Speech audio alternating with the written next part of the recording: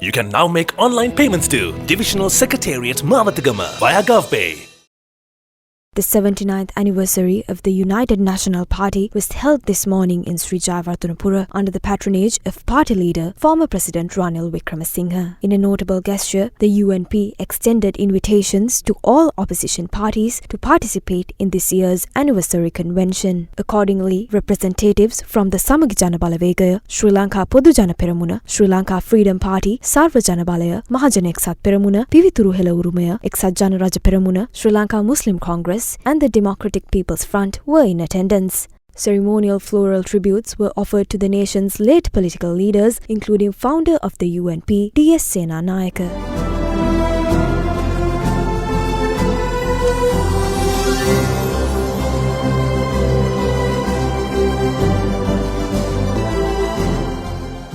A commemorative video was then screened, highlighting the developmental milestones achieved under the leadership of various national figures over the past 76 years.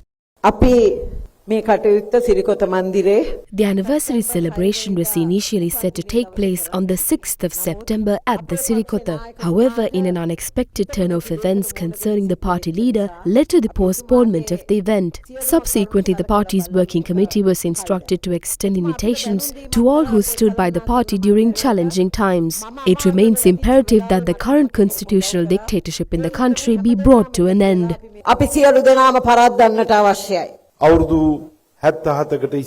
We must unite to safeguard the democracy that has been preserved for the past 77 years. This commitment must be upheld whether or not we hold positions in Parliament. As the main opposition, the Samagi Jana Balawegaya is dedicated to taking proactive measures to ensure protection of democratic governance.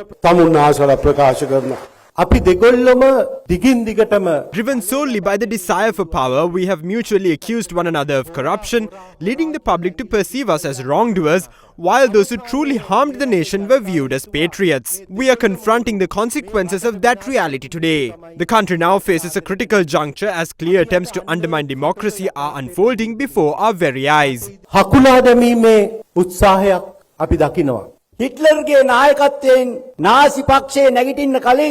the rise of Hitler's Nazi party, it consistently performed poorly in elections, garnering barely 3% of the votes. Yet it suddenly ascended to power. Similarly, the JVP, concealing its true identity as the NPP, rose politically while blaming the economic crisis on the preceding administration, like Hitler blamed the Jews for Germany's economic woes in 1919. Hitler seized power by inciting hatred. To that end, they cultivated hatred among the public and set the residences of those politicians ablaze. To understand potential threats to Sri Lanka, we must study the emergence of authoritarianism in 1930s Germany. When certain mayors threatened to preserve their power at enormous human cost, I am reminded of Hitler's Germany. The arrest of former President Ranil Wickremesinghe quickly brought all parties of the opposition together. The primary challenge is to sustain this unity until this fascism is fully countered. We believe that Ranil Wickremesinghe must spearhead this collective effort.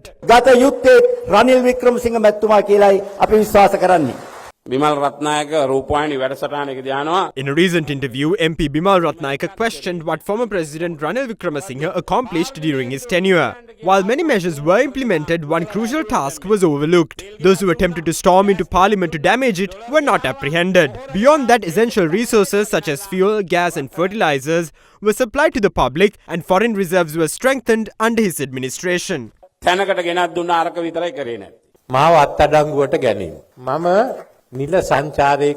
Recently, I was arrested over an official tour I made to London. My itinerary included a visit to Cuba to attend a conference of developing nations. During the visit, I also met with several African heads of state. After that, I participated in the United Nations General Assembly held in New York, during which I met several other presidents. I attended the assembly primarily to hold talks with the World Bank President, the IMF Managing Director, and the UN Secretary General. On my return, we stayed overnight in London before arriving in Colombo. This was an official state visit, yet I was arrested over this matter.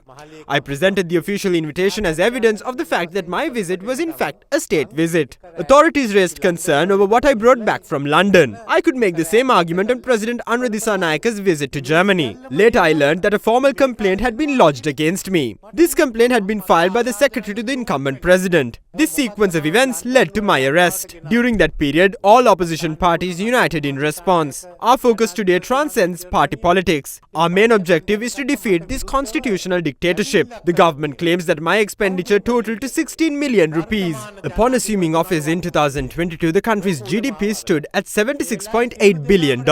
However, when the incumbent president assumed office, it had reached $98.9 billion US. We enacted the National Audit Act in 2018 and the Anti-Corruption Act in 2022. If our administration was indeed corrupt, how could these laws have been passed to apprehend wrongdoers? They are attempting to impose a system of constitutional dictatorship by suppressing the voices of the opposition. We must openly face this challenge. We established an open economic framework enabling opportunity for all. We democratized politics, preventing its domination by a single ruling elite. Leaders such as Ranasinghe Premadasa, D.B. Wijayatunga, Maithripala Sirisena and Anuradhisa Nayaka assumed the presidency. We established this inclusive political system. We must not abandon our objective. Unity is essential as we proceed forward. Let us embrace collective action, ensuring everyone is included as we move forward. අපි ඉදිරියට යමු.